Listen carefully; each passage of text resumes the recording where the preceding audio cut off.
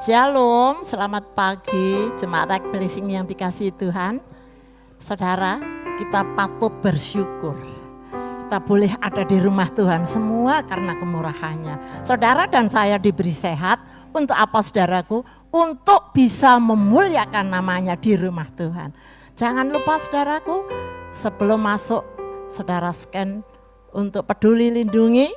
Dan nanti saudara pulang, saudara juga bisa lagi scan Peduli Lindungi di pintu geser itu saudaraku ya. Mari kita mulai ibadah kita pagi hari ini. Bapakku rindu menyenangkanmu, ajarku lebih dalam untuk mengenalmu.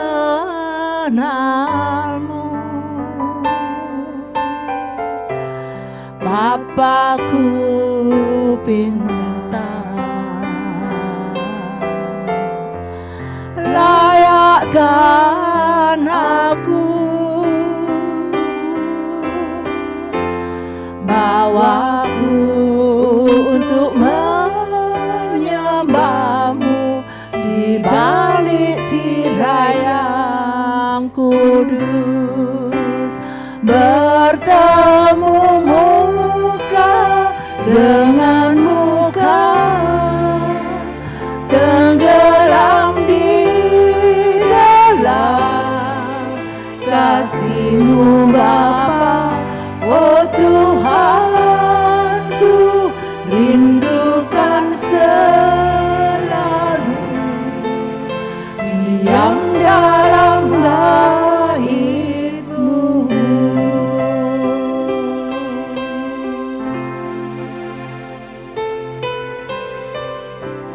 Bapakku rindu menyenangkanmu,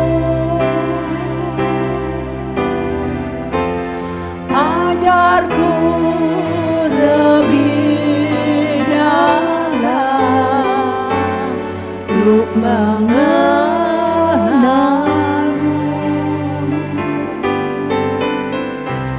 Bapakku pinta, layakkan aku, bawaku untuk menyembahmu di balik tirai yang kudus, bertemu muka dengan muka, tenggelam di dalam kasih-Mu Bapa. Oh Tuhanku, rindukan selalu diam dalam bait-Mu, bertemu muka dengan muka, tenggelam di dalam kasih-Mu Bapa. Oh Tuhanku, rindukan selalu diam dalam bait, diam di dalam bait-Mu Tuhan, diam dalam bait, diam di dalam bait-Mu, diam dalam bait-Mu.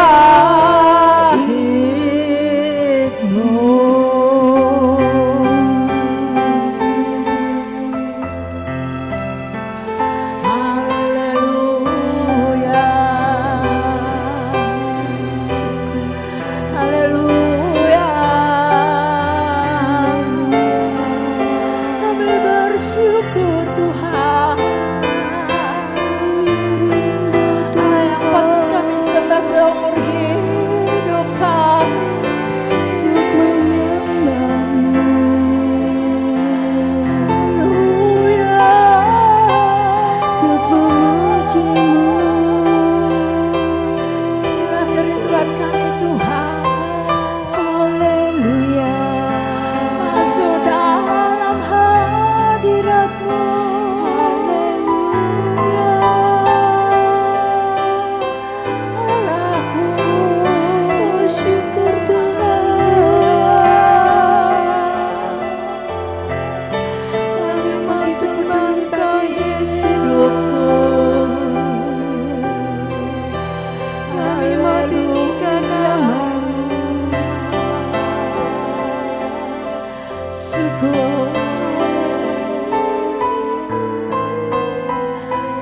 patut bersyukur Tuhan.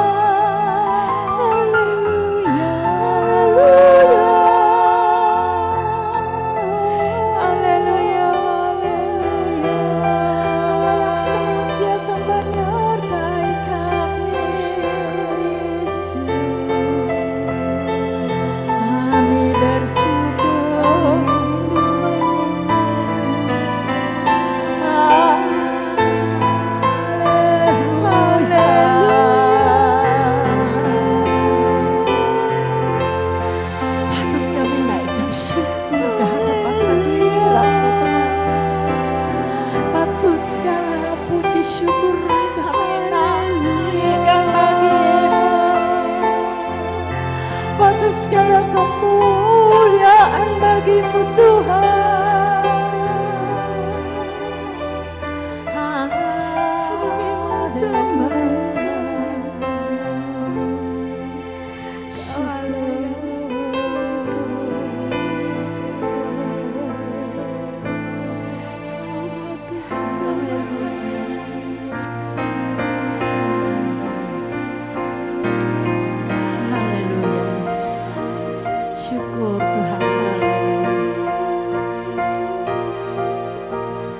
Kau ku sembah,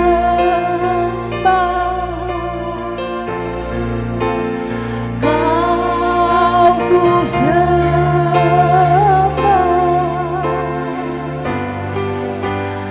Kau ku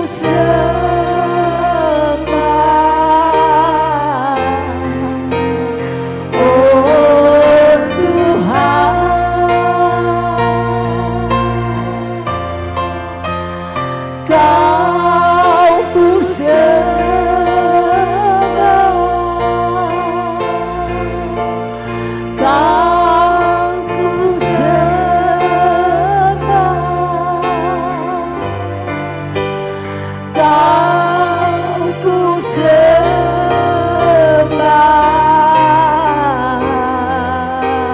oh Tuhan.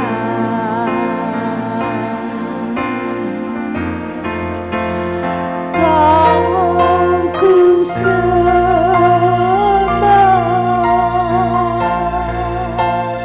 Kau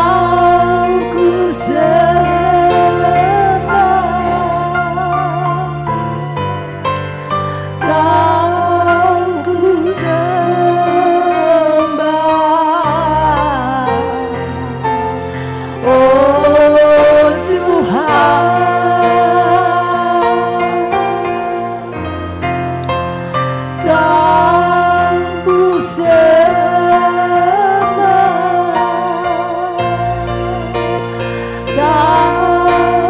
sembah,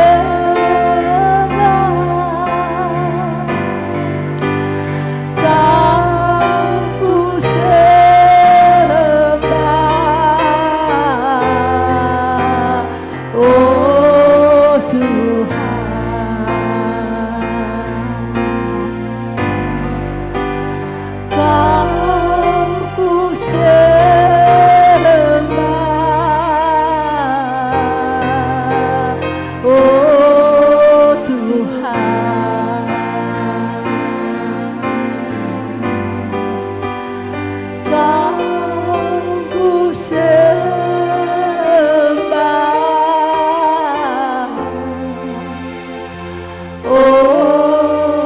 oh Tuhan.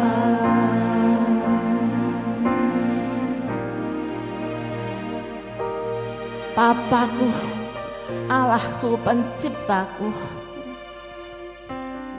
Inilah pengakuan kami bahwa di dalam hidup kami Tuhan hanya satu Allah bagi kami, Allah di dalam Tuhan Yesus Kristus. Selama hidup kami mau menyembah Engkau Tuhan sebagai junjungan kami, sebagai Raja kami, sebagai Juru Selamat kami. Terima kasih Tuhan untuk kesempatan pagi hari ini, di mana kami jemaat Muek Blessing boleh memuji dan membesarkan nama-Mu. Kami mau menyerahkan ibadah kami Tuhan pagi hari ini dari awal hingga pada akhirnya hanya di dalam pimpinan-Mu Tuhan Yesus. Terima kasih Tuhan, biarlah setiap anak-Mu yang mengambil bagian di dalam kebaktian pagi hari ini. Mari Tuhan, urapi, curahkan Roh-Mu yang kudus Tuhan, untuk kami boleh bersuka cita di dalam kami memuji dan membesarkan nama Tuhan. Terima kasih Bapa dalam surga. Kami mulai ibadah kami hanya di dalam satu nama, Tuhan Yesus Kristus, Allah yang patut kami sembah seumur hidup kami. Haleluya. Amin. Saudara, ada sukacita saudara? Ada sukacita saudara? Yuk bangkit berdiri, kita mau menaikkan pujian.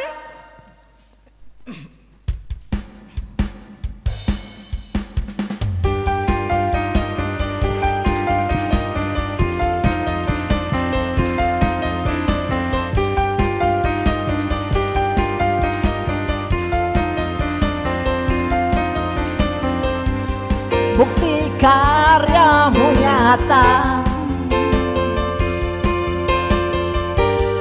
dari hari ke hari, besar cinta-Mu nyata dari generasi ke generasi. Kau angkat sakitku, Kau angkat beban hidupku. Tuhan Yesus sungguh baik, sangat baik, teramat baik. Tuhan Yesus sungguh dahsyat, sangat dahsyat, teramat dahsyat.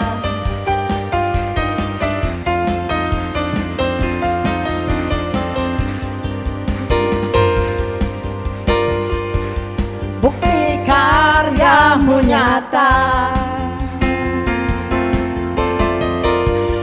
dari hari ke hari,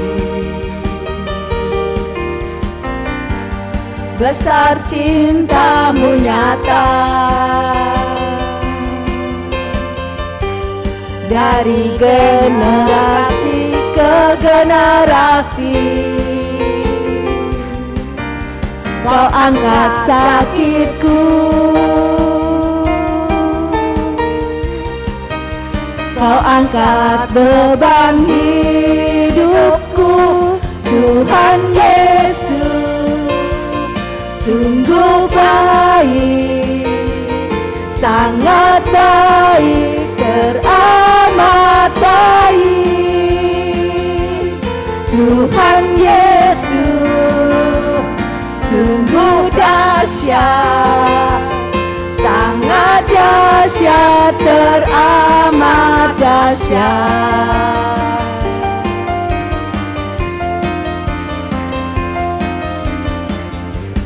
Bukti karya-Mu nyata dari hari ke hari,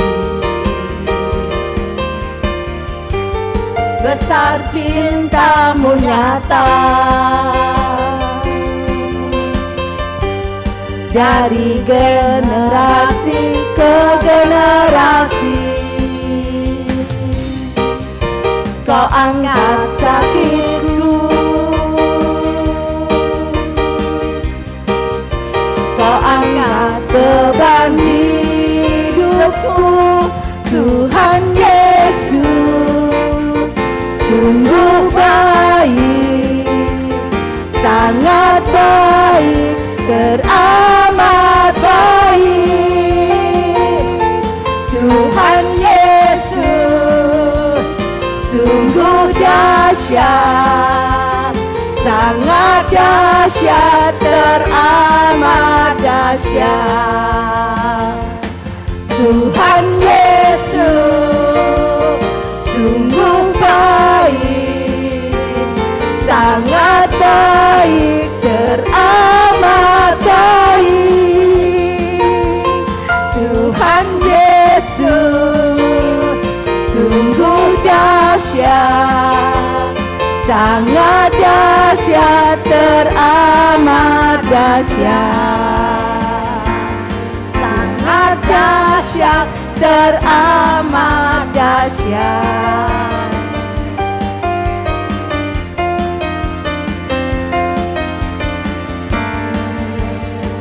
Saudaraku, Tuhan yang kita sembah itu luar biasa.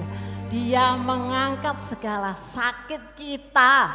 Dia mengangkat segala beban kita. Asal saudara, kita mau menyerahkan itu semua kepadanya. Ya saudaraku, mari kita menaikkan lagu pujian yang berikutnya.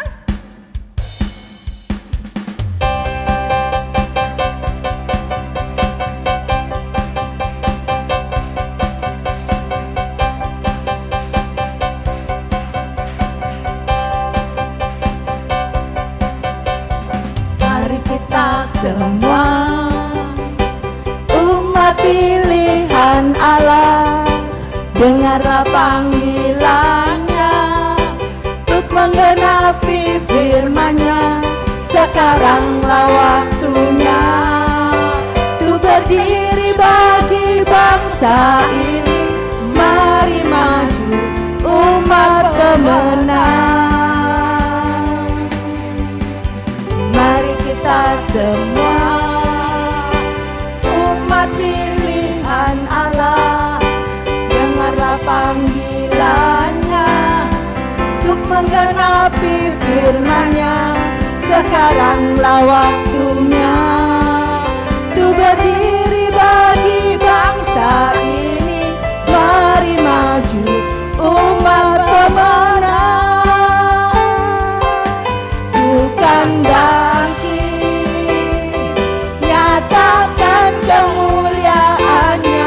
Bukan bangkit, nyatakan kebenaran-Nya. Sampai setiap lutut bertelut, semua lidah mengaku Yesus Kristus ialah Tuhan, Raja segala raja.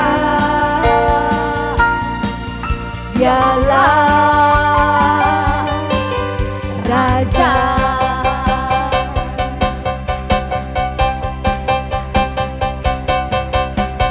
Mari kita semua umat pilihan Allah, dengarlah panggilannya untuk menggenapi firman-Nya. Sekaranglah waktunya untuk berdiri bagi bangsa ini. Mari maju umat pemenang. Mari kita semua umat pilihan Allah, dengarlah panggilannya untuk menggenapi firman-Nya. Sekaranglah waktunya untuk berdiri bagi bangsa ini. Mari maju umat pemenang. Bukan bangkit, nyatakan kemuliaan-Nya. Bukan bangkit, nyatakan kebenaran-Nya. Sampai setiap lutut bertelut, semua lidah mengaku Yesus Kristus ialah Tuhan, Raja segala raja. Dialah bukan bangkit, nyatakan kemuliaan-Nya. Bukan bangkit, nyatakan kebenaran-Nya. Sampai setiap lutut bertelut, semua lidah mengaku Yesus Kristus ialah Tuhan, Raja segala raja. Dialah Raja, dialah Raja, dialah Raja, dialah Raja, dialah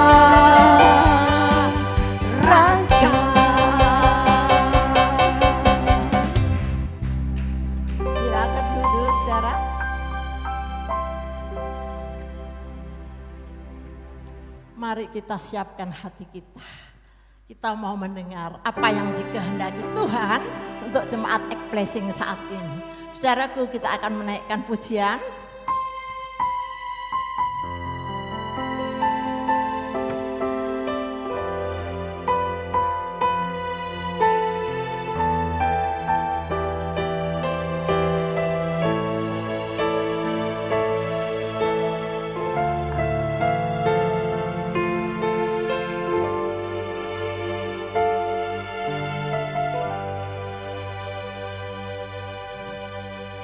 Musim akan selalu berganti,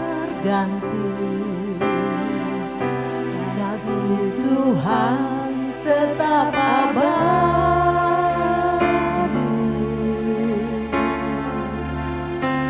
tak akan berubah sampai selamanya. Ku tetap percaya, yakin Tuhan memberkati, ku yakin Tuhan melindungi.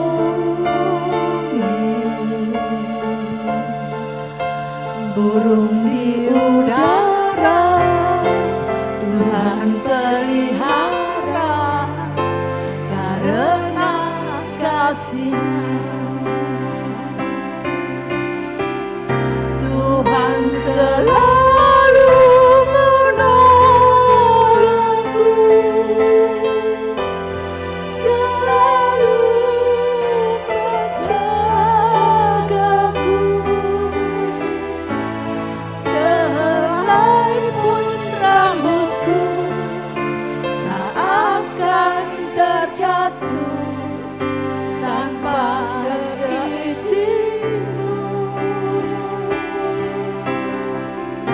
Tuhan selalu menolongku, selalu menjagaku. Dia mengenyangkanku dan peliharaku seumur hidupku.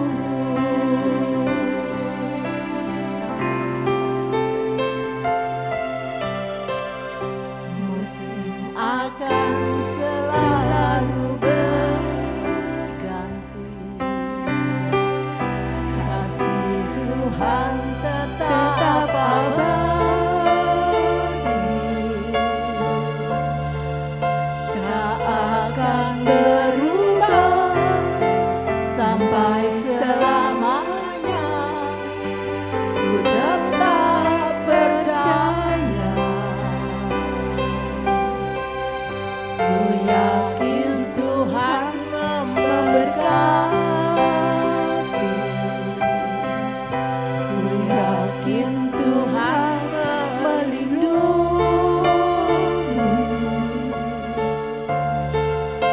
Burung di udara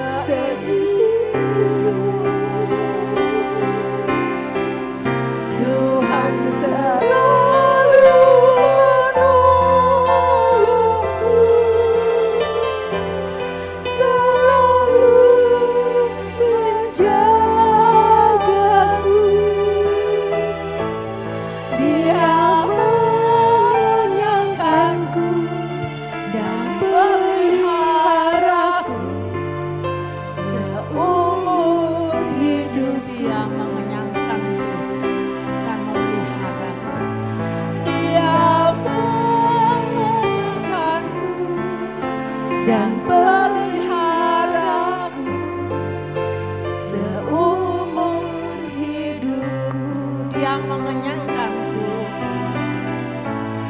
Dia mengenyangkanku dan peliharaku seumur hidupku.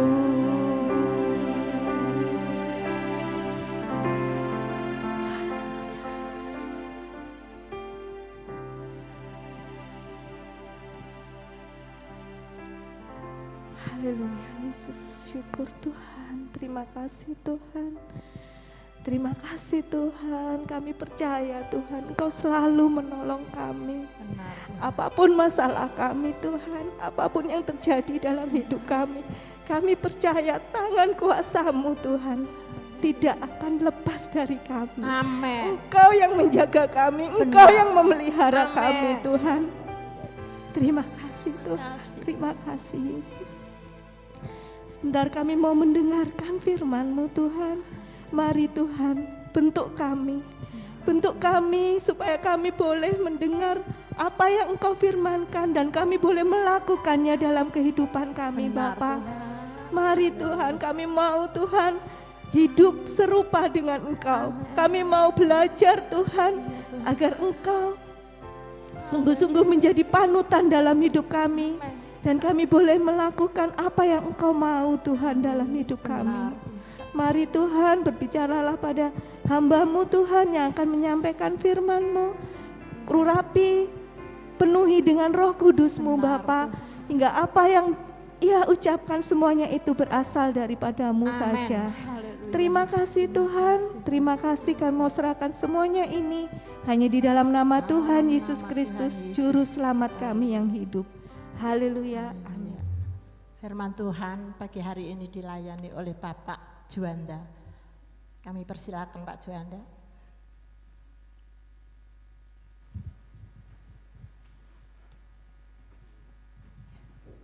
Shalom. Shalom. Apa kabar? Ada sukacita? Coba lihat senyumnya dong. Sudah nggak kayak dulu ya, dulu nggak pakai masker, kita bisa bebas. Tapi ada waktunya kita pakai masker dan kita tidak tahu sampai kapan kita harus melakukan seperti ini. Meskipun secara ilmu dikatakan boleh semakin reda, tapi kita tidak tahu redanya bagaimana. Apakah ini redanya untuk menyenangkan kita ataukah betul-betul sudah menjadi seperti flu adanya dan tergantung daya tahan tubuh kita masing-masing. Itulah keadaan yang tidak menentu di dunia. Ini boleh lewat dengan virus ini, tapi jangan lupa nanti 2050 bisa muncul baru, 2060 bisa muncul baru. Coba lihat anak-anak kecil kita dulu loh. Dulu divaksin berapa banyak sih? Anak-anak Anda loh, divaksin berapa banyak? Sekarang harus ditambah satu loh, vaksin namanya COVID. Nanti nggak tahu tahun 2100 seorang anak itu harus disuntik berapa vaksin. Karena apa? Keadaan dunia seperti itu memang. Maka dari itu ketika adanya persoalan vaksin tidak ada hubungannya dengan 666 dalam Alkitab. Belum lagi ada perang lagi. Rusia nyerang Ukraina. Orang pada tanya, Pak jangan-jangan ini perang dunia ketiga Pak. 666 sudah mau muncul Pak. Udah kadang-kadang kita ini gampang bingung kalau kita tidak suka melihat dari kacamata Alkitab. Itu sebabnya kuncinya di Alkitab, perang itu nggak akan selesai. Kalau kita baca di Alkitab, bangsa lawan bangsa itu pasti akan berperang. Jangankan bangsa loh, suami aja perang lawan istri, istri perang lawan suami, anak perang lawan mertua, mertua lawan besannya, di kantor juga saling berperang. Jadi perang itu intinya cuma dua. Satu tidak puas, maka diajak tukaran. Yang kedua ingin menguasai, maka ajak bertengkar. Jadi kalau duanya ini tidak ada, tidak akan ada percekcokan, tidak ada permusuhan. Tapi tidak mungkin karena ada dosa. Itu sebabnya dalam kehidupan kita setiap hari, suka tidak suka persoalan pasti ada. Bahkan kalau kita belajar kitab Wahyu, sebelum masa sengsara ada perang Armageddon. Tapi setelah masa sengsara ada perang Gog Magog. Artinya adalah apa yang dikatakan Alkitab wajib digenapi. Ada yang tanya ke saya, Pak, tambah hari kok tambah banyak ajaran sesat, Pak? Saya bilang kalau enggak ada ajaran sesat, Alkitab ini palsu. Maka karena ada ajaran sesat, Anda harus bergereja, Anda harus ikut komsel supaya tidak ikut disesatkan. Kita enggak bisa ngilangin ajaran sesat. Yang bisa adalah kita menjaga tubuh kita tidak ikut tersesat. Hidup kita tidak tersesat. Kita enggak bisa ngelarang untuk burung buang kotoran dari atas. Enggak bisa. Ya suka-suka dia. Kalau Anda lagi jalan dia tepuk di sini. Kita enggak bisa ngelarang kan. Tapi kita bisa cari cara supaya tidak kejatuhan. Artinya adalah apapun yang kita hadapi itu sama. Makanya kemarin itu banyak orang tersinggung kalau orang kelewatan tidak kena COVID diberkati Tuhan. Lalu yang mati apa enggak diberkati? Wah itu bertengkar loh. Kenapa? Kau kira hamba Tuhanku enggak diurapi Tuhan, enggak diberkati ta? Sampai dia kena COVID. Saudara saya tidak kena, makanya susah cerita. Padahal saya keliling-keliling loh itu. Saya bawa hand sanitizer 3, kemudian salaman dari dulu salaman terus. Jadi pada waktu selesai salaman tak semprot itu sampai becek-becek. Di sini ada, di situ ada 2. Kenapa saudara? Kita kan tidak tahu menghadapi siapa. Yaitu jemaat, ada yang lemah iman, ada yang kuat iman, ada yang intelektualnya bagus, ada yang seperti modelnya enggak punya pikiran. Kemudian kita salah, dipikir Kristen enggak berani, katanya Kristen. Dari situ saya menjaga diri.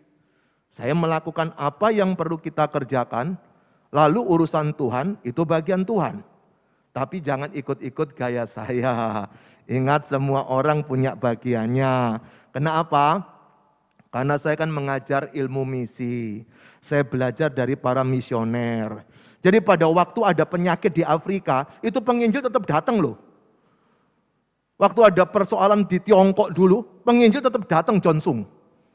Artinya adalah ketika kita tidak berani dan Tuhan mengutus kita, itu persoalan baru. Nah ini kesempatan Anda bisa bersaksi kalau engkau memang tahu sedang beriman kepada Tuhan. Hari ini kita merenungkan tentang beriman pada Tuhan. Kenapa ini penting beriman pada Tuhan? Karena ada orang beriman pada iman. Kok bisa? Pokoknya percaya wae. Lo percaya itu gampang. Itu orang yang komunis di sana saudara tahu. Kan mereka juga punya usaha multi level, punya bisnis. You must believe. Kamu percaya aja, pasti bisa ini. Percaya sama siapa? Dia tidak bertuhan. Lalu apa bedanya dengan kita yang percaya Tuhan? Mestinya orang yang percaya Tuhan, hidupnya kan lebih kuat. Ketika menghadap badai, bagaimana menguji kita ini kuat ketika kita menghadapi persoalan? Kalau kita tidak pernah menghadapi persoalan, bagaimana tahu kita kuat? Sejak kecil, kalau hari ini ya Anda punya cucu khususnya atau punya anak, itu sejak playgroup sudah belajar matematika. Nanti kelas TK 1, playgroup sudah belajar, TK 1 belajar, TK 2 belajar, SD 1, 2, 3, 4, 5, 6 belajar, SMP 1, 2, 3 belajar, SMA 1, 2, 3 belajar. Berapa tahun itu? 20 toh? Di total sama yang tadi bawa. Playgroup, TK 1, TK 2, kemudian kelas 1, 2, 3, 4, 5, 6. SMP 1, 2, 3, SMA 1, 2, 3, 15 ya? 16. Oke, belum lagi yang kuliah, kalau ada yang matematika. Pertanyaan saya adalah, tambah-tambahnya kan sama toh? 1 tambah 1 sama dengan 2 kan? Tapi tambah kuliah tambah ribet toh? Ada aja masalah kan? Yang pada waktu masih belajar SD, 1 tambah 1 sama dengan 2, itu bagi anak playgroup sengsara loh. Gimana bisa 2? Ayo saya mau tanya Anda mengajar anak playgroup sekarang, bagaimana mengajar 1 sama dengan 2? Jawabannya apa? Pokoknya percaya nak. Enggak percaya enggak naik kelas loh. Nggak percaya nggak tak kasih permen lu. Nggak percaya mama pukul lu. Mau nggak mau anak itu percaya kan? Lo matematika itu kan diawali dari percaya. Kalau Anda nggak percaya 2, ya jadilah 2,5. Coba anak itu pinter dan dia berkata begini, Mama, masa sejak zaman Gajah Mada sampai zaman metaverse sekarang ini, kok 1 tambah 1 sama dengan 2, mbok 2/4 gitu loh. Siapa berani protes? Nggak berani kan? Jadi orang yang percaya kepada ilmu pengetahuan, sesungguhnya itu lebih sulit daripada percaya kepada Tuhan. Kalau nggak percaya, dulu Anda sakit kepala pakai obat apa? Lalu sekarang kan direvisi pakai obat apa? Kan bertengkar toh, coba pada waktu Covid kemarin kan pinter-pinteran toh. Saya ketemu banyak pendeta tuh pinter-pinteran kasih obat loh. Obat ini, obat itu, obat ini, obat itu. Pinter-pinteran toh, tergantung dia percaya mana kan. Anda percaya ini, Anda percaya itu. Anda percaya bank ini, Anda percaya bank itu. Anda nyimpen kurs apa? Dolar atau pegang rubel atau pegang franc atau pegang mana? Tergantung Anda percaya mana kan. Sama juga Anda pacaran juga harus percaya dulu kan. Kalau nggak percaya gimana bisa diajak nikah toh? Meskipun dia ganteng, dia cantik, uangnya banyak, Anda nggak percaya, gimana mau jadi miliknya? Maka dari itu saudara, di dalam segala sesuatu di dunia, apapun yang kita mau kerjakan, Anda pasti harus percaya kepada apa yang engkau sedang ingin kerjakan. Siapa yang pergi ke dokter, harus percaya sama dokternya.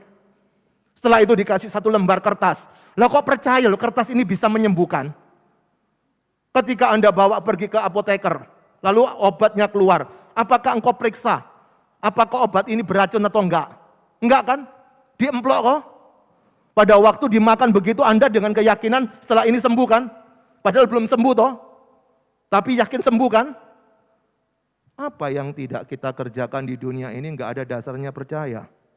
Tapi kenapa kita susah percaya kepada pemberi hidup? Kenapa kita sulit percaya kepada Tuhan?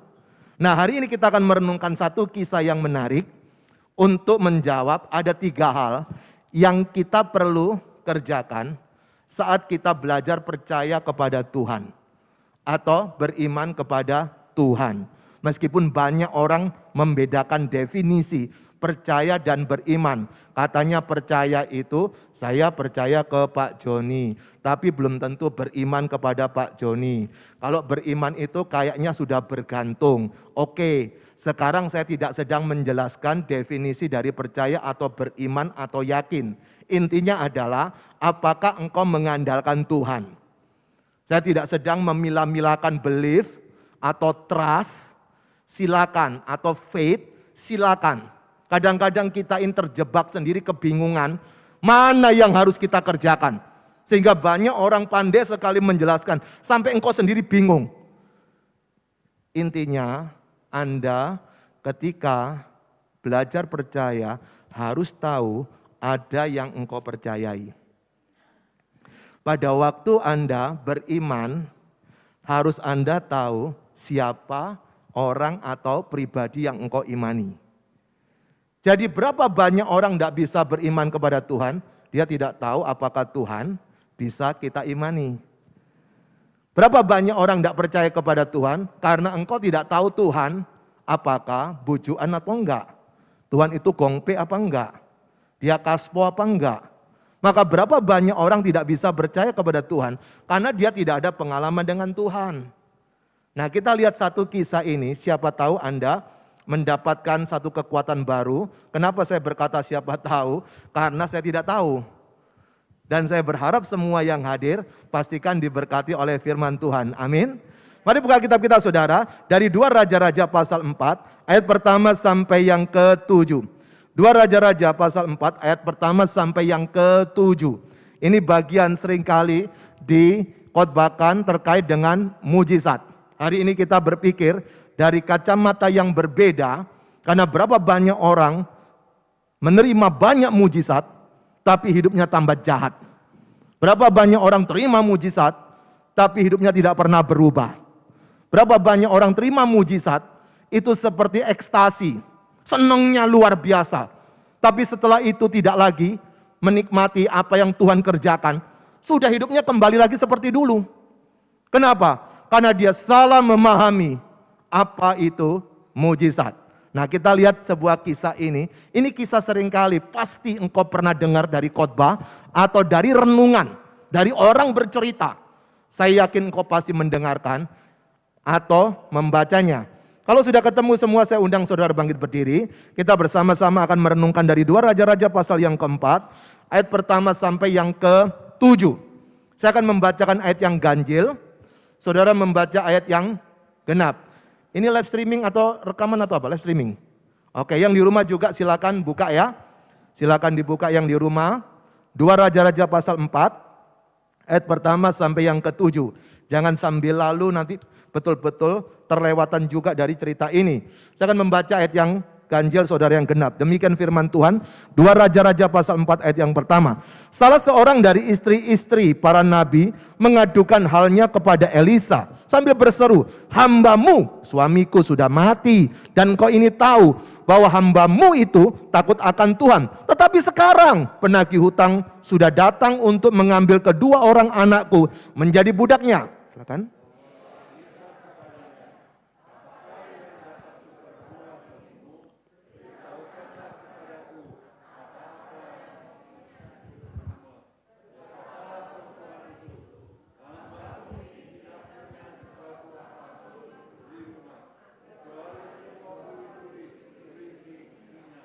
Lalu berkatalah Elisa, "Pergilah, mintalah bejana-bejana dari luar, daripada segala tetanggamu, bejana-bejana kosong, tetapi jangan terlalu sedikit."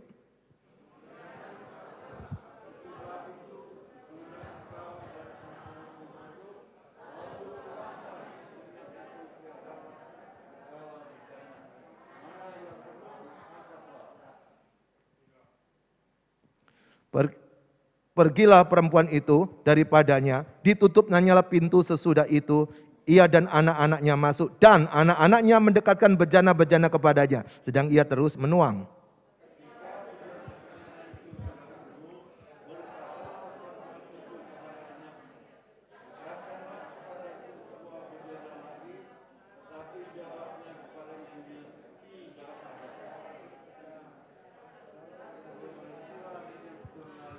Tujuh sama-sama yuk, 2, 3. Kemudian pergilah perempuan itu memberitahukannya kepada abdi Allah, dan orang ini berkata, "Pergilah, jualah minyak itu, bayarlah hutangmu, dan hiduplah dari lebihnya, engkau serta anak-anakmu." Amin. Silakan duduk. Berbahagia kita yang sudah membaca atau mendengarkan dari suara tetangganya, dan simpanlah baik-baik. Kenapa? Kalau kita tidak punya deposito firman, tidak punya tabungan firman, lalu engkau menghadapi pergumulan, maka yang keluar adalah penghiburan dari TikTok, maka penghiburan dari Instagram, penghiburan dari media sosial. Maka dari itu berapa banyak orang tidak punya kekuatan yang bagus, mereka mendengarkan dari kisah-kisah di situ. Ingat baik-baik, apa yang dikisahkan itu tidak salah. Tetapi apakah engkau berjumpa dengan Tuhan? Itu masalahnya. Apa yang saya khotbahkan ini kan tidak semuanya firman Tuhan. Yang firman yang mana? Nanti yang saya kutip dari 7 ayat tadi. Yang lainnya apa? Yang lainnya adalah ulasan tentang firman. Yang lainnya apa? Penjelasan untuk firman. Yang lainnya apa? Memudahkan Anda memahami firman. Tapi firmannya mana? Apa yang kau baca tadi. Itu sebabnya bagaimana kita bisa berjumpa dengan Tuhan. Caranya adalah melalui firman-Nya. Kalau kita tidak suka baca Alkitab, bagaimana engkau bisa menikmati hadirat Tuhan? Kalau orang bisa menikmati Alkitab dengan bagus setiap hari, maka di situ dia akan berjaga-jaga karena dia tahu Tuhan sudah berbicara. "Pak, saya tidak bisa mengerti." Mengerti itu urusan pekerjaan Roh Kudus. Kan saya berkata baca aja. Maka pada waktu engkau baca, di situ Roh Kudus bisa berkarya. Ketika engkau menghadapi persoalan, ketika engkau menghadapi pergumulan, maka firman itu tiba-tiba bisa muncul tanpa disuruh. Tiba-tiba bisa menolong kita, tiba-tiba bisa menguatkan kita, tiba-tiba bisa menghibur kita tanpa kita komando loh. Itulah salah satu kerjaan Roh Kudus. Selain dia menolong, menghibur, dia mengingatkan kita kepada firman. Kalau kita tidak punya firman, kita tidak akan bisa menikmati janji Tuhan. Pada waktu engkau memiliki Alkitab, firman, engkau menikmati janji Tuhan. Nah, dari kisah ini saudara, ada 3 hal menarik. Beriman kepada Tuhan. Bagaimana supaya kita bisa percaya kepada Tuhan. Bukan cuma beriman kepada iman. Bukan cuma percaya kepada percaya. Berapa banyak orang tidak bisa beriman kepada Tuhan. Karena dia tidak pernah berjumpa dengan Tuhan secara pribadi. Dia tidak punya hubungan pribadi dengan Tuhan. Cuma dari kata orang dia dengar siapa Tuhan. Dia pandai sekali bicara tentang Tuhan. Tapi dia tidak punya pengalaman dengan Tuhan. Pada waktu dia pandai mengkhotbahkan tentang Tuhan. Tapi dia tidak pernah ada persekutuan dengan Tuhan. Makanya khotbahnya bisa bagus. Tapi selingkuhnya berjalan terus. Pelayanannya begitu hebat. Tapi berbohongnya tetap lancar. Kenapa bisa begitu? Karena dia tidak pernah berjumpa dengan Tuhan. Melalui apa? Firman. Ketika engkau menikmati firman setiap hari. Engkau bergumul dengan firman. Maka firman itu yang akan mengubah hidup kita. Akan menolong kita, akan membantu kita. Kenapa? Karena firman ini ada untuk manusia. Berapa banyak orang berkata, Pak, saya ini bukan malaikat, Pak. Bagaimana bisa melakukan isi Alkitab, Pak? Saya beritahu hari ini, Alkitab ditulis bukan untuk malaikat. Alkitab ditulis untuk manusia. Anda manusia? Masih sadar? Oke, ini cocok untuk Anda. Tapi yang malaikat jangan dengar di sini. Karena dia nggak cocok. Makanya pada waktu malaikat berdosa, dibuang, nggak ada pengampunan. Tapi manusia adalah ciptaan, gambar dan rupa Allah. Tetap ada pengampunan. Tapi jangan bermain-main dengan dosa. Itu sebabnya ada tuntunannya. Nah, dari kisah ini saudara, kita melihat 3 hal menarik, 3B. Bagaimana supaya kita bisa beriman kepada Tuhan. Beriman kepada Tuhan. Dengar baik-baik. Beriman kepada Tuhan. Ini saya ulang-ulang terus, kenapa? Karena hari ini banyak sekali orang berkata, pokoknya beriman, pokoknya percaya, pokoknya percaya. Percaya sama siapa? Dalam kitab Yakobus pasal 2, iblis saja percaya kok adanya Tuhan. Lalu bedanya apa dengan kita? Sama-sama percaya.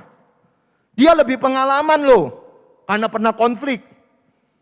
Maka dari itu, bagaimana caranya supaya kita bisa menikmati hadirat Tuhan setiap hari? Bagaimana engkau bisa mengetahui apa rencana Tuhan setiap hari? Kita perlu beriman kepada Tuhan. Apa yang perlu dikerjakan? Yang pertama B adalah berpikir. Apa artinya? Kita lihat saudara di ayat pertama dan kedua. Di ayat yang pertama itu dikatakan sebagai berikut. Ini ada sebuah kisah. Salah seorang dari istri-istri para nabi mengadukan halnya kepada Elisa. Ini ada sebuah kisah. Seorang istri nabi. Itu wadul. Curhat kepada Nabi Elisa. Penerus daripada Nabi Elia. Sambil berseru, hambamu, suamiku sudah mati. Dan engkau ini tahu bahwa hambamu itu takut akan Tuhan. Perhatikan ada kata tahu. Orang tidak mungkin tahu kalau dia tidak mikir. Dia tahu seperti apa. Sekarang saya kasih contoh. Kenapa Anda beriman kepada Tuhan? Harus tahu ada Tuhan. Kalau engkau tidak tahu ada Tuhan, bagaimana bisa beriman kepada Tuhan? Maka itu Tuhan menyatakan dirinya kepada alam semesta. Itu pertama, melalui alam semesta. Yang kedua, melalui hati nurani.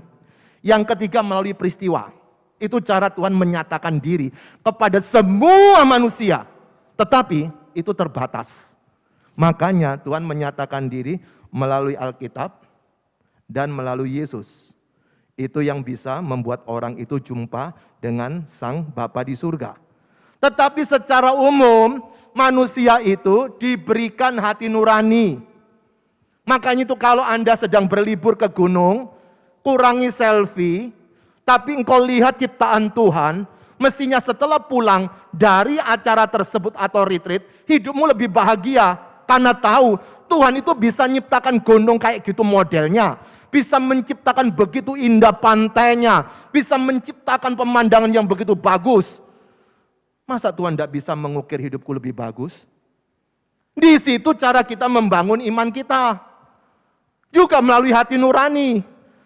Suka nggak suka, kita ini akan berjuang cari Tuhan karena kita tahu Dia sumber pertolongan.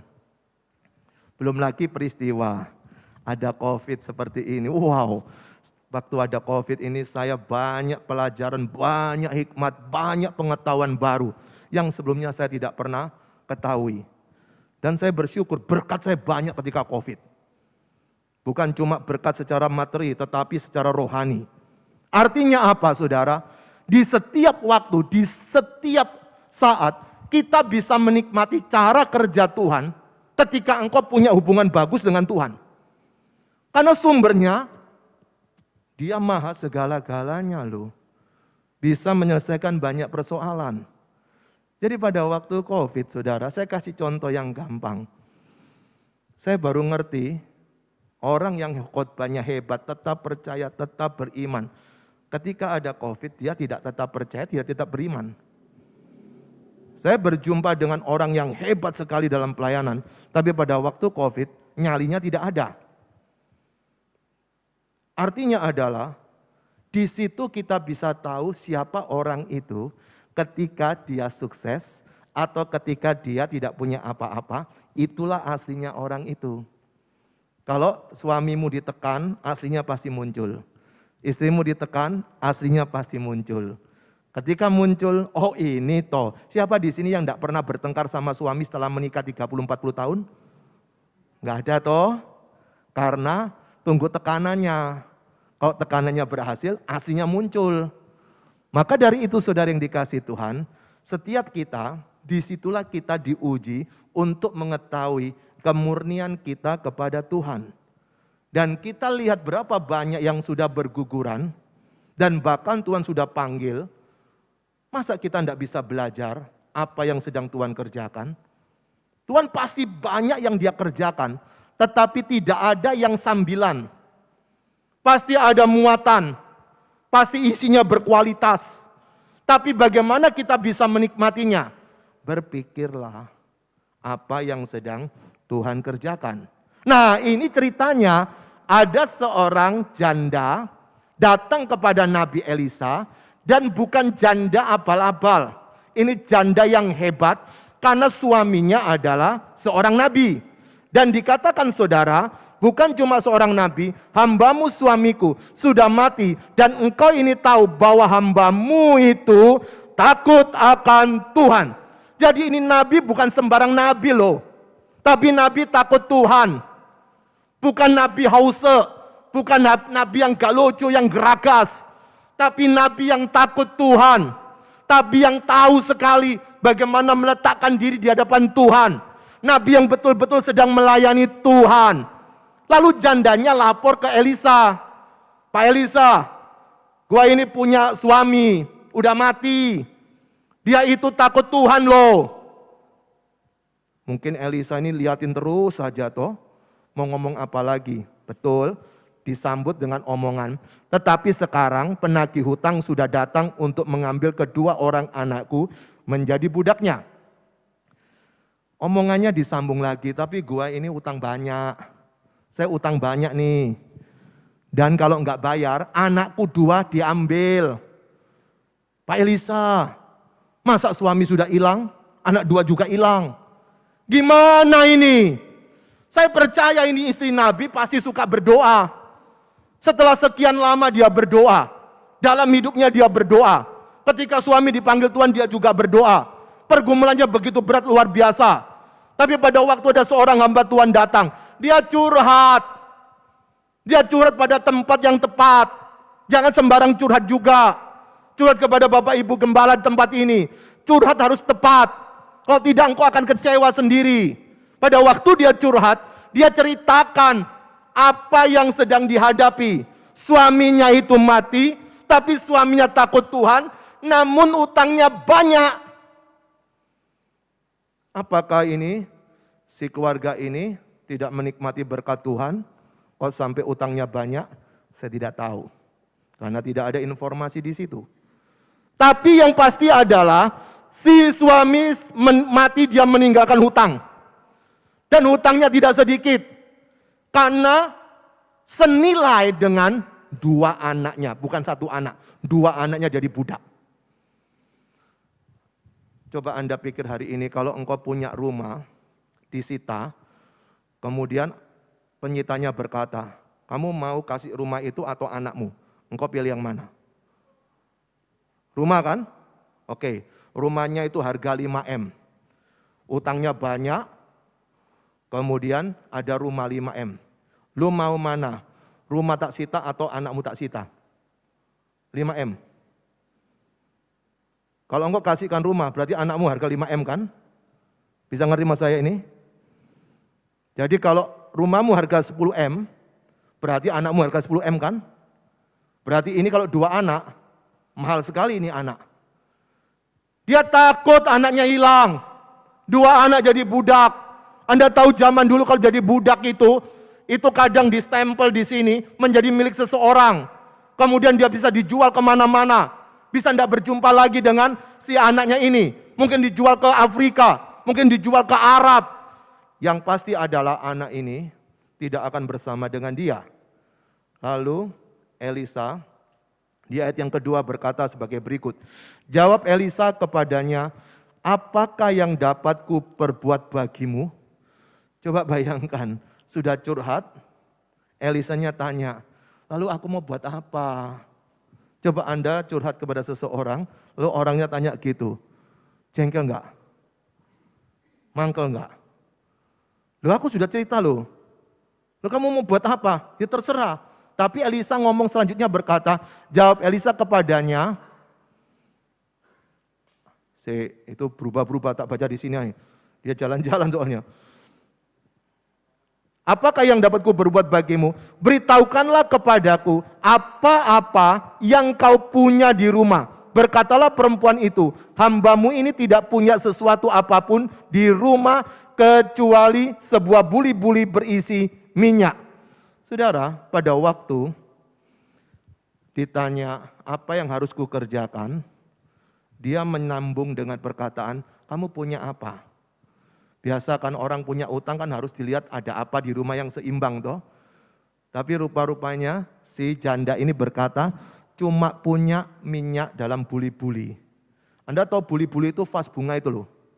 Kayak bentuk vas bunga yang gini nih, melengkung itu isinya minyak. Kalau zaman kuno kadang-kadang bawahnya ada yang lancip. Kenapa? Karena tanahnya kan berpasir kan. Jadi ditaruh dicepin gini aja. Jadi dia nggak guling ke kiri ke kanan.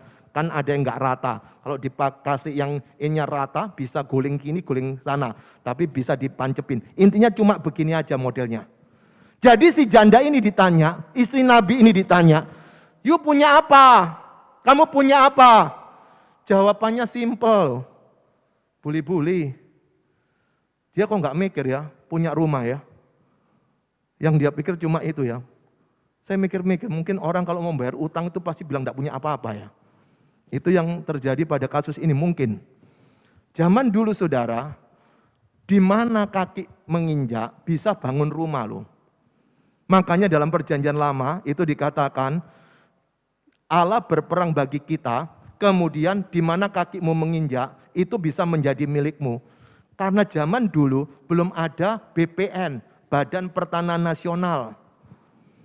Belum ada sertifikat.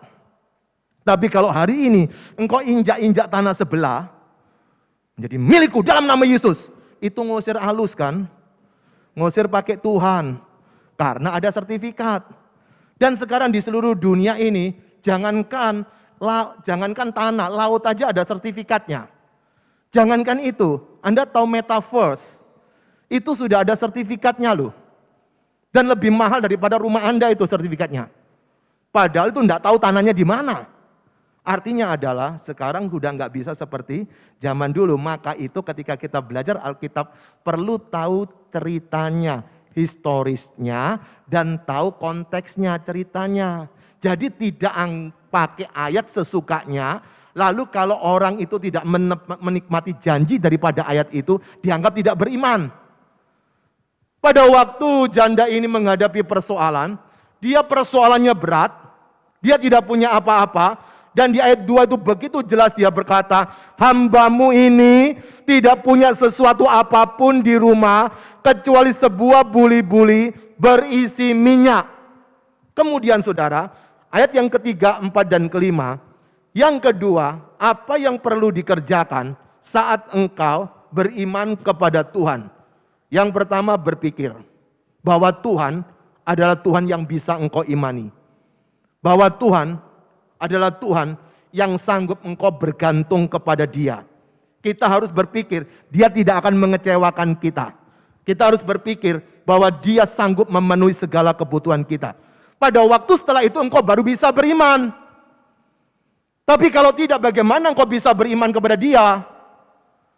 Bagaimana kita bisa memikirkan tentang Tuhan yang begitu hebat? Maka kita perlu memiliki Yesus lebih dulu sebagai Tuhan dan Juru Selamat kita secara pribadi. Pada waktu engkau sudah memiliki Yesus, maka engkau bisa menikmati Alkitab, adalah firman Tuhan, dan kita bisa mengimani apa yang dikatakan oleh Alkitab, karena kita tahu bahwa Alkitab ini adalah firman Tuhan, dan kita sadar ketika kita menikmati firman Tuhan, engkau sedang menikmati kehendak dan rencana Tuhan di dalam hidup kita. Jadi pada waktu seseorang tidak memiliki Yesus, dia tidak ada persekutuan dengan Tuhan. Pada waktu dia tidak memiliki Yesus, dia akan terpisah dari Tuhan. Pada waktu dia tidak memiliki Yesus, dia susah bisa beriman kepada Tuhan. Maka dari itu jangan kaget, hari ini dia semangat di gereja, tapi di kantor kenapa dia tidak bisa semangat kayak di gereja? Kenapa ketika di gereja dia teriak, haleluya! Tapi pada waktu di alam nyata, dia menjadi loyo. Mengapa bisa begitu? Maka perlu direparasi, dibenahi dulu hubungannya dengan Yesus. Kalau hubungan kita dengan Yesus bagus, kita bisa menikmati janji firman Tuhan, di mana Tuhan yang berjanji ini pasti menggenapinya. Amin. Di situ kita tahu kita akan bertahan. Nah, ketika kita sudah berpikir bahwa Tuhanlah tempat sandaranku, kita berpikir Tuhanlah tempat kita mengharapkan segala sesuatu. Yang kedua adalah bekerja. Coba perhatikan ayat yang ketiga. Ini ngeri-ngeri sedap. Si janda daripada nabi ini disuruh bekerja. Lalu berkatalah Elisa, pertama, pergilah. Kedua, mintalah bejana-bejana dari luar. Daripada segala tetanggamu, bejana-bejana kosong, tetapi ketiga, jangan terlalu sedikit. Kalau tadi buli-buli itu kecil, bejana itu kayak gentong. Jadi kerjaannya si janda ini ketika ketemu sama Elisa, dia suruh kerja. Pertama suruh pergi, yang kedua suruh minta. Kepada siapa? Tetangga. Minta apa? Gentong-gentong yang gede. Anda tahu ya, kalau yang pernah ke Israel, tempatnya itu jauh-jauh loh. Contoh saya di sini, lalu tetangga saya di Joyoboyo. Satunya di Jembatan Merah. Lalu ngambil gentong di sana, nggak naik sepeda kan, ini kan gunung-gunung toh, bukit-bukit toh, dia harus bawa gentong sampai rumah. Lalu kan ada anak 3, pasti kerjasama, kamu ke sana nyo, kamu ke situ ya, ambil, bawa gentong kumpul. Dan dikatakan oleh Elisa, nggak boleh sedikit loh. Ayo sekarang saya mau tanya kepada Bapak Ibu sekalian. Pada waktu jalan-jalan, apa nggak mikir, gentong ini buat apa ya? Ini mau dijadikan apa, suruh ambil gentong ini. Sudah susah, curhat, dibuat ambil begini, panas-panas lagi itu siang hari pasti. Nggak mungkin jalan malam hari pakai obor kan? Itu jalan siang, pasti si janda ini seperti saya dan Anda manusia normal loh. Ibu-ibu, pasti engkau bisa memikirkan apa yang dipikirkan janda, tidak beda jauh. Mungkin si janda ini saudara tidak biasa bekerja karena suka berdoa, terus mendampingi suaminya, terus melayani suami dan keluarganya, lalu disuruh pergi, tidak ada harga diri, minta kepada tetangga-tetangga, dan pada waktu dia minta, itu tidak boleh sedikit. Berarti kalau ada 2 gentong, minta 2 gentong. Lalu tetangganya tanya, Bu, buat apa Bu? Gentong banyak-banyak itu. Mau diisi apa? Mungkin dia berkata, isi minyak. Loh minyak dari mana? Pokoknya dia kerjakan aja. Berapa banyak hari ini engkau sudah berdoa kepada Tuhan, sudah mantap buka usaha, tetapi banyak yang ganggu akhirnya batal. Pak, gimana kalau gagal? Coba lagi. Kita tidak tahu apa yang kita kerjakan, sama dengan ini. Kalau kita baca kan kita enak aja kan, sudah dengar di situ karena tahu ceritanya, ada minyak dan dia menjadi banyak uang. Tapi persoalan pada waktu dia ngadepi, seperti kita juga abu-abu, samar-samar semua, abstrak semua. Cuma disuruh dia cari untuk bawa gentong itu pulang. Nah kemudian ayat yang keempat, kemudian masuklah, tutuplah pintu. Lihat ya, pergi, kemudian minta, lalu jangan sedikit, kemudian dia mengerjakannya, masuklah, tutuplah pintu sesudah engkau dan anak-anakmu masuk, lalu tuanglah minyak itu yang keenam. Kemudian dikatakan ayat yang keempat, ke dalam bejana, mana yang penuh angkatlah. Ada 7 yang perlu dia kerjakan.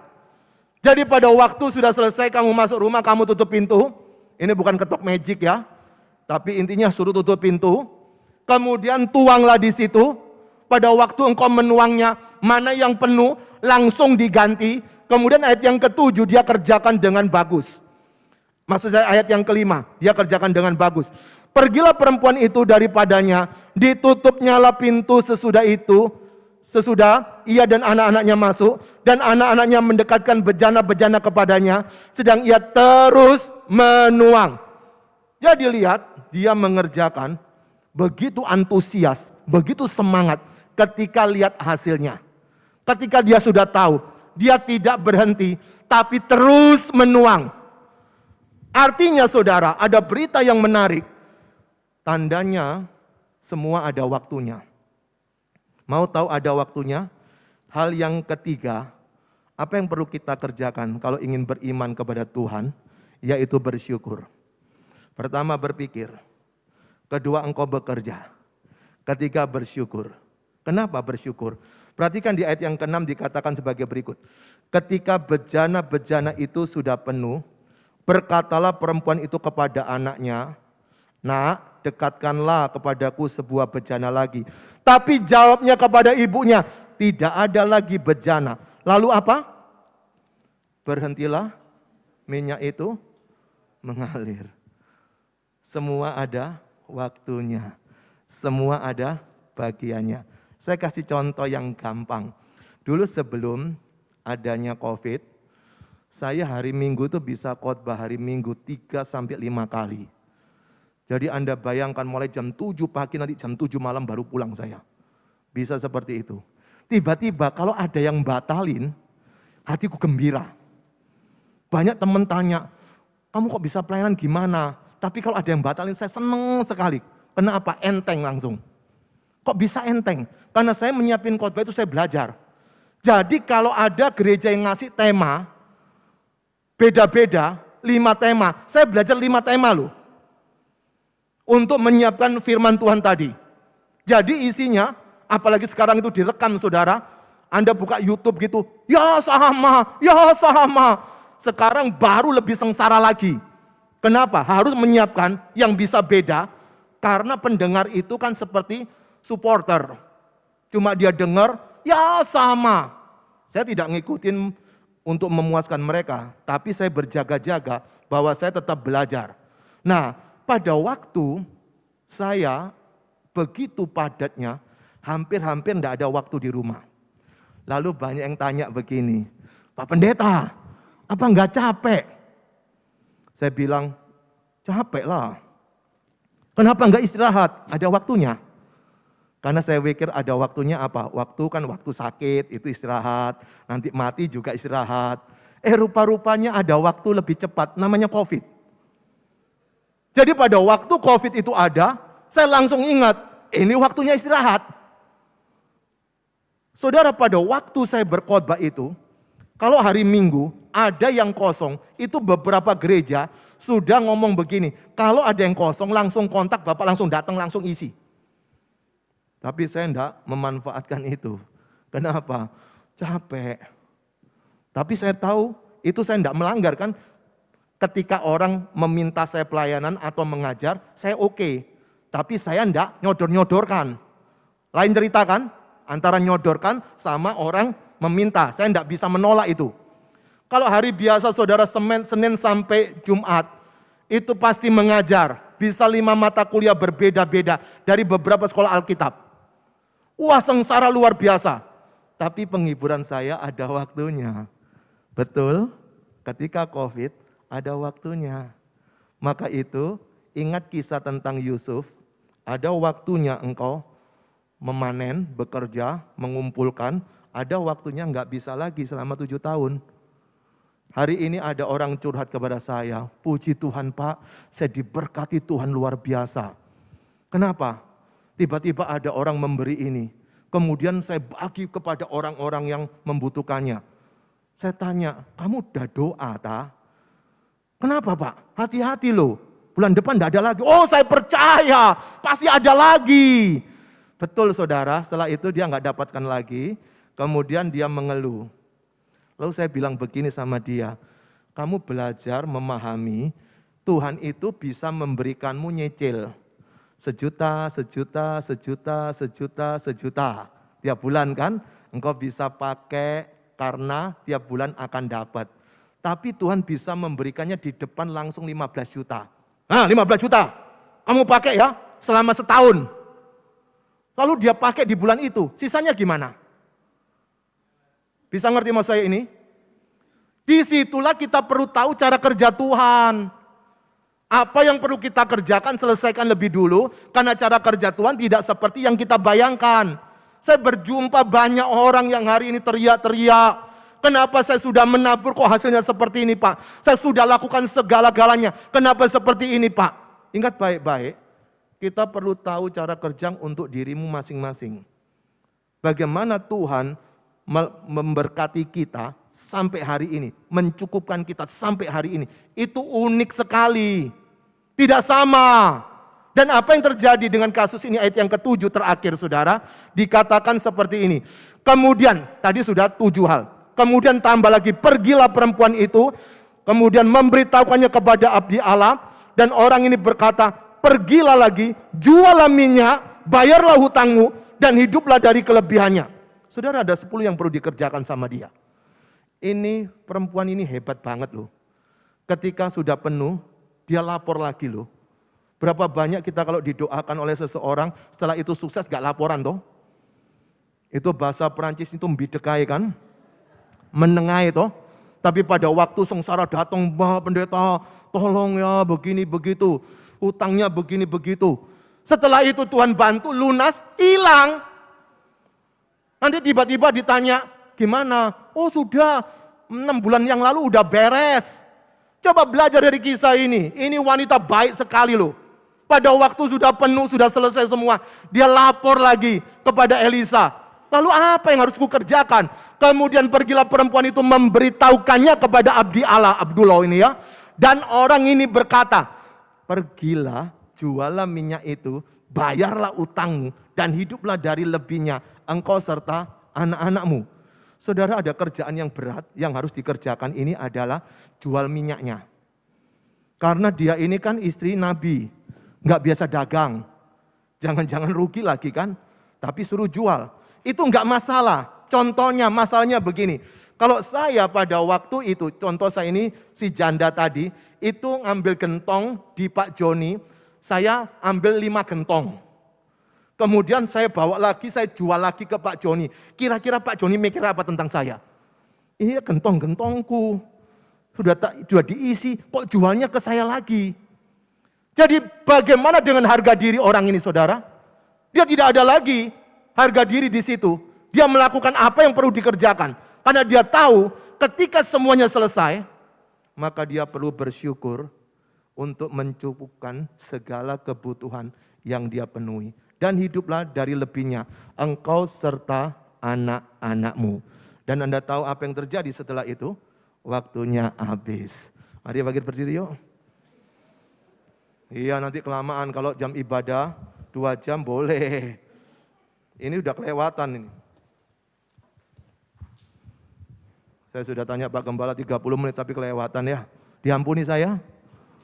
Ya kalau engkau tidak mengampuni Bapamu di surga juga tidak mengampuni ya. Oke, sekarang silakan bagi berdiri saudara. Hari ini kita merenungkan tentang beriman kepada Tuhan, percaya kepada Tuhan. Tapi setelah engkau percaya bukan berdoa saja, bukan menangis saja, bukan teriak-teriak saja, bukan baca Alkitab saja. Tapi mulai berpikir, kenapa Tuhan mengizinkan ini terjadi pada hidupku? Tuhan mau kasih tahu apa sih? Saya banyak cerita seperti itu, tapi nggak cukup waktu. Itu betul-betul saya banget cerita ini. Yang kedua, bukan cuma berpikir, apa yang perlu kita kerjakan. Jangan berdiam diri, lakukan yang bisa engkau lakukan. Meskipun suamimu tidak mau berdoa, engkau berdoa sendiri. Suamimu tidak mau baca Alkitab sendiri. Suamimu tidak mau melayani, menginjil sendiri. Orang-orang tidak mau lakukan sendiri. Kalau engkau mau buka usaha sendiri. Usahakan seperti kata pepatah Tiongkok, bangun sebelum matahari terbit dan pulang setelah matahari terbenam. Artinya di situ engkau berpikir baik-baik. Apa yang bisa dikerjakan? Bukan cuma tenger-tenger menikmati media sosial. Itu baik. Tetapi apa manfaat buat Anda? Waktumu akan habis. Setelah itu engkau akan menyesal. Tiba-tiba sudah berubah jadi tahun baru lagi. Tapi yang ketiga, kalau belum berhasil bersyukurlah. Berarti memang itu bagianmu sampai hari itu. Tetap berjuang lagi. Bersyukurlah. Jangan menekan dirimu, nanti engkau stres. Jangan memaksa. Karena saya tahu banyak orang berkata, kamu bisa, kamu bisa. Kalau semua bisa jadi presiden, berapa negara itu? Semua presiden. Jadi bisa sesuai kapasitas. Maka itu berjuanglah. Tetapi ingat, ada waktunya engkau bersyukur. Itu memang bagianmu seperti ini. Bersyukur lihat istrimu, jangan istri orang lain. Bersyukur lihat suamimu, jangan suami orang lain. Bersyukur dengan masa tuamu, jangan mikir masa muda. Bersyukur dengan apa yang kau hadapi. Itu yang akan membuat hatimu bergembira. Sekarang tundukkan kepala sejenak. 15 detik engkau berdoa kepada Tuhan. Kiranya firman Tuhan tadi bisa menolong hidupmu hari ini. Saya tidak tahu pergumulan apa yang kau hadapi. Tapi percayalah, Tuhan tidak pernah meninggalkan kita. Dia bisa buka jalan. Dia tahu sekali apa yang kau butuhkan. Namun, apa yang harus engkau kerjakan hari ini? Berpikir, Pak, Bu, berpikir. Bekerja, Pak, Bu, bekerja. Bersyukur, Pak, Bu, bersyukur. Berpikir, engkau lihat apa yang sudah Tuhan kerjakan. Kenapa Tuhan kasih tahu? Bekerja, ada banyak lowongan kerja yang bisa kita kerjakan, tidak boleh nganggur selama hari masih siang. Bersyukur, jangan bersungut-sungut. Semua ada bagian. Hari ini apa yang kau alami? Apakah firman ini akan menolongmu? 15 detik masing-masing berdoa. Saya tahu Roh Kudus sedang bekerja dalam hidupmu. Berdoalah.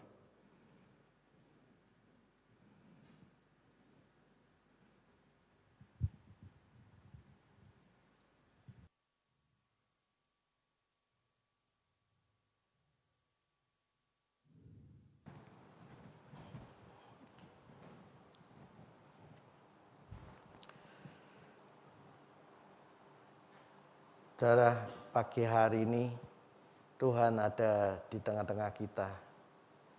Dia ada di dekat saudara. Kalau saat ini saudara adalah orang-orang yang seperti janda dari Nabi ini, menghadapi masalah yang sangat besar, ada Tuhan yang bisa memimpin engkau, menuntun engkau untuk melakukan pekerjaan-pekerjaan yang Tuhan bisa buka jalan dengan melakukan tugas-tugas dan pekerjaan yang harus dikerjakan seperti janda itu. Dia bekerja keras, bahkan menjual minyak itu juga bekerja keras. Maka hidupnya terus dicukupi oleh Tuhan. Begitu saudara percaya Tuhan mencukupkan hidupmu. Haleluya. Bapa di surga, kami sungguh bersyukur kepadamu pada pagi hari ini. Kami menangkap firman-Mu ya Tuhan. Kami terima firman-Mu. Kami percaya kepadamu Tuhan. Tuhan, biarlah kami percaya karena kami mengerti firman-Mu. Ajar Tuhan kami untuk membaca firman-Mu, agar sungguh-sungguh Engkau terus berbicara kepada kami melalui firman-Mu Tuhan. Firman-Mu yang menolong kami, menuntun kami, membimbing kami, supaya kami jalan benar, jalan lurus Tuhan, ke arah di mana Engkau memberkati kami selama Engkau berikan kesempatan di bumi ini Tuhan. Dan kalau pada waktunya kami juga siap Tuhan, kami akan siap Tuhan untuk menuju ke tempat-Mu. Kami sungguh bersyukur kepadamu ya Tuhan pada pagi hari ini Tuhan untuk firman-Mu. Terpujilah nama-Mu. Dalam nama Tuhan Yesus kami percaya turun berkat Tuhan. Turun pertolongan Tuhan atas setiap anak-anak-Mu Tuhan. Terima kasih Bapa di surga. Pada kesempatan pagi hari ini kami juga berdoa untuk Ibu Eleanora yang sedang menghadapi masalah, akan menghadapi operasi karena patah pada tangannya Tuhan. Engkau tolong, Engkau jamah, Engkau nyatakan kuasa-Mu di dalam nama Tuhan Yesus Kristus. Tuhan pulihkan, Tuhan pakai dokter yang melakukan operasi ini, Tuhan berikan hikmat supaya dapat melakukannya dengan baik, sehingga tangan yang patah itu tersambung normal kembali, baik kembali semua hasil sambungannya di dalam nama Tuhan Yesus Kristus. Tuhan pulihkan, Tuhan menyembuhkan Ibu Eleanora. Tuhan juga Pak Arinson, kalau besok dia kembali pulang balik ke Surabaya, Tuhan Engkau lindungi, sertai dalam perjalanan, supaya sungguh-sungguh dia sampai di Surabaya dengan selamat Tuhan, sehingga minggu depan dia boleh beribadah kembali Tuhan. Engkau kuatkan dia, Engkau hiburkan dia dan seluruh keluarga besarnya Tuhan. Tuhan memberikan kekuatan dan penghiburan. Kami sungguh bersyukur kepadamu. Dalam nama Tuhan Yesus Kristus kami mengucap syukur dan berdoa. Amin. Silakan duduk Bapak Ibu Saudara. Terima kasih Pak Juanda. Terima kasih ya atas pelayanannya. Sungguh sangat memberkati kami semua. Ya. Bapak Ibu tetap semangat ya, minggu depan ada ibadah, tetap semangat. Saya terus membuka pendaftaran supaya Bapak Ibu bisa segera daftar. Ya, Saudara, sebagai gembala saya sendiri harus sabar ya Saudara. Saya tahu bagaimana kita untuk bersabar Tuhan, untuk membimbing jemaat Tuhan. Ya, Om Yan juga sangat membantu dalam pelayanan ini untuk membimbing Bapak Ibu Saudara supaya tetap semangat untuk beribadah kepada Tuhan. Ya. Ya, Tuhan Yesus memberkati. Kita bersyukur kepada Tuhan. Mari saya undang Bapak Ibu bangkit berdiri. Haleluya. Terima kasih Tuhan.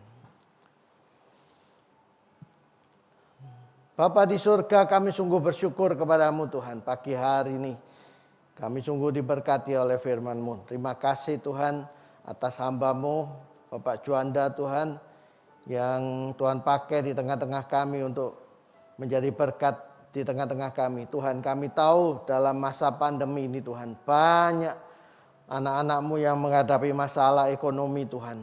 Ekonomi menurun drastis Tuhan, menurun tajam karena pandemi ini Tuhan. Engkau yang tolong Tuhan, Engkau yang buka jalan Tuhan. Kami percaya dengan cara Tuhan, dengan hikmat Tuhan, bahwa anak-anak-Mu dekat kepadamu, punya waktu untuk berdoa, supaya mereka tahu pimpinan-Mu Tuhan, supaya mereka mengerti kemana Engkau membawa mereka. Tuhan, terima kasih, kami sungguh bersyukur kepadamu supaya sungguh-sungguh pekerjaan mereka bangkit lagi Tuhan. Engkau memberkati mereka Tuhan, Engkau menyiapkan berkat-Mu untuk mereka Tuhan. Terpujilah nama-Mu ya Tuhan. Engkau berkati Pak Juanda, pakai dia dalam pelayanannya Tuhan. Apapun yang dikerjakan dalam pelayanan Tuhan, Kau pakai, jadikan dia berkat Tuhan. Di mana Tuhan pakai dia untuk memberkati setiap umat-Mu dan memberkati jemaat-Mu Tuhan. Kami sungguh bersyukur kepada-Mu Tuhan. Kau berkati Bu Sianet juga dalam pelayanan Tuhan, pakai kedua hamba-Mu ini Tuhan. Terus Tuhan, supaya mereka menjadi berkat di tengah-tengah GBI Surabaya ini Tuhan. Kami sungguh bersyukur kepada-Mu. Terpujilah nama-Mu. Biarlah pagi hari ini Engkau memberkati anak cucu daripada jemaat Blessing Tuhan. Engkau memelihara anak cucu kami, Engkau memberikan hikmat kepada anak cucu kami, Engkau menjadikan mereka perkasa di muka bumi ini. Mereka menjadi anak-anak yang terpandai, yang masih sekolah menjadi yang terpandai, yang sudah bekerja. Tuhan memberkati di dalam pekerjaan mereka. Engkau membangkitkan pekerjaan mereka, terus memberkati mereka Tuhan. Terpujilah nama-Mu Tuhan. Kami bersyukur pagi hari ini buat jemaat-Mu, baik yang membawa persembahan maupun yang tidak membawa sekalipun. Tuhan, Engkau memberkati mereka. Engkau mencukupkan berkat atas hidup mereka. Kami sungguh bersyukur kepada-Mu. Engkau Bapa yang baik. Mari saudara, dengan iman angkat kedua tangan saudara ke atas untuk menerima berkat Tuhan. Sekarang saudaraku yang kekasih, terimalah berkat anugerah dari Allah Bapa, cinta kasih di dalam Tuhan Yesus Kristus, dan penyertaan Roh Kudus senantiasa menyertai engkau, memimpin engkau, membimbing engkau, memberkati engkau pada waktu engkau masuk dan memberkati engkau pada waktu engkau keluar. Apa saja yang dikerjakan tanganmu, Tuhan yang membuat engkau berhasil. Ulanglah, terimalah berkat. Segala berkat ini hanya di dalam nama Tuhan Yesus Kristus. Saudara yang percaya sudah menerima berkat Tuhan, mari katakan amin. Ku selalu bersyukur kepadamu, besar setiamu di sepanjang hidupku. Segala yang ku perlu telah Kau sediakan. Sungguh besarlah kasih setiamu. Ku selalu bersyukur kepadamu, besar setiamu di sepanjang hidupku. Segala yang ku perlu telah Kau sediakan. Sungguh besarlah kasih setiamu. Sungguh besarlah kasih setiamu. Sungguh besarlah kasih setiamu. Selamat pagi, selamat pulang. Tuhan Yesus memberkati.